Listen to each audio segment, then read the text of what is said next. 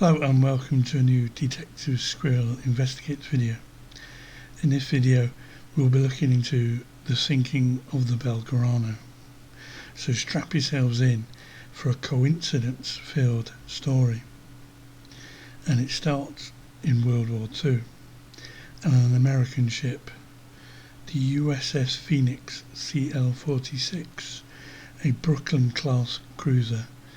On the 7th of December 1941, it had arrived late into Pearl Harbor for repairs due to some technical issues, which meant where it was docked, it survived the Japanese attack. Later in the war in the Pacific, the Phoenix was escorting Australian ships.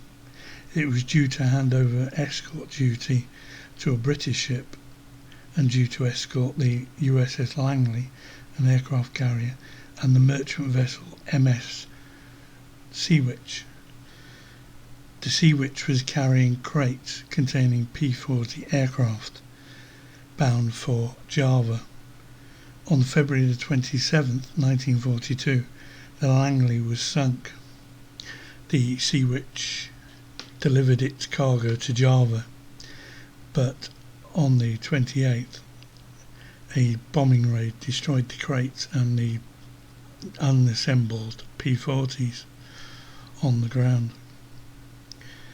Again, the Phoenix avoided that, waiting for the HMS Enterprise to relieve it, which didn't happen until the 5th of March 1942. Members of the US Navy began to call the Phoenix the luckiest ship afloat. On the 9th of April 1951, the USS Phoenix was sold to Argentina, and in 1956 it was renamed ARA, which is Armada de la República Argentina, the ARA General Belgrano, named after Manuel Belgrano, one of the founding fathers of Argentina. Fast forward to 1982 and to the HMS Conqueror S-48, a Churchill-class nuclear-powered submarine.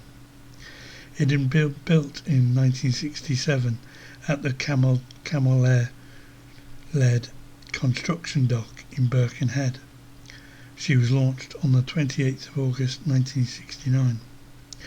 But by 1982 the Thatcher Conservative government had cut the defence budget, which led to a downsizing of the Royal Navy.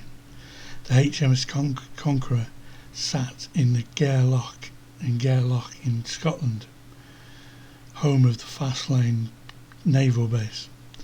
The Conqueror had just a skeleton crew, led by Captain Chris Refford Brown.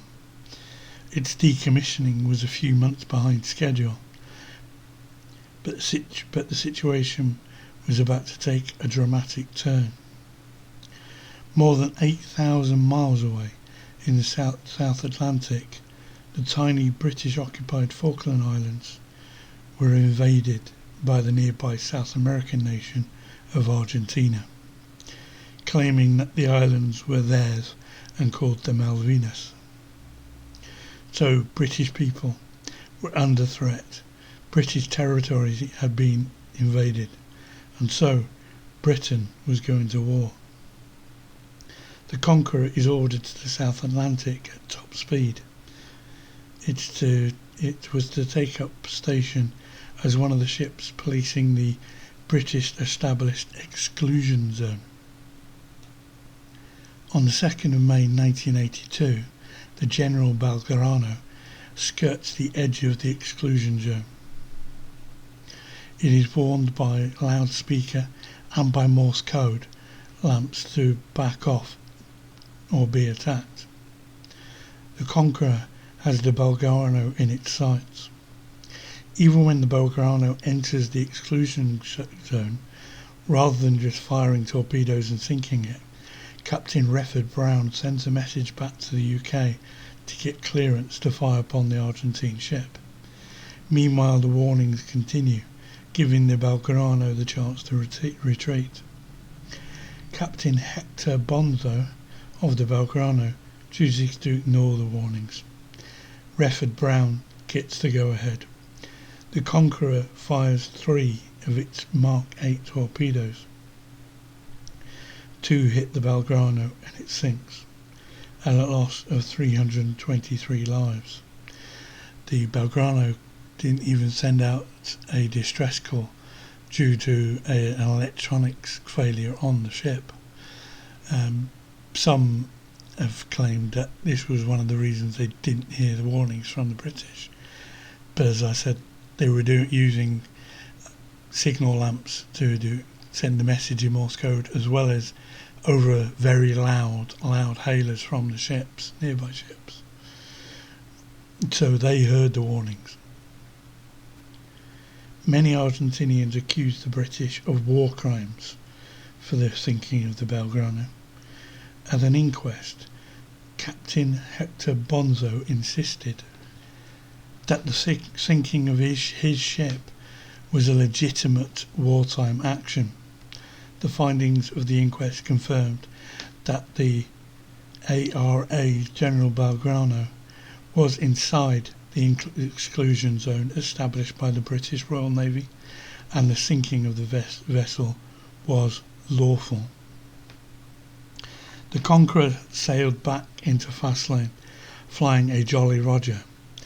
This may seem strange, but it is tradition for submarines with a successful sinking of an enemy vessel to sail into its home port under the Jolly Roger.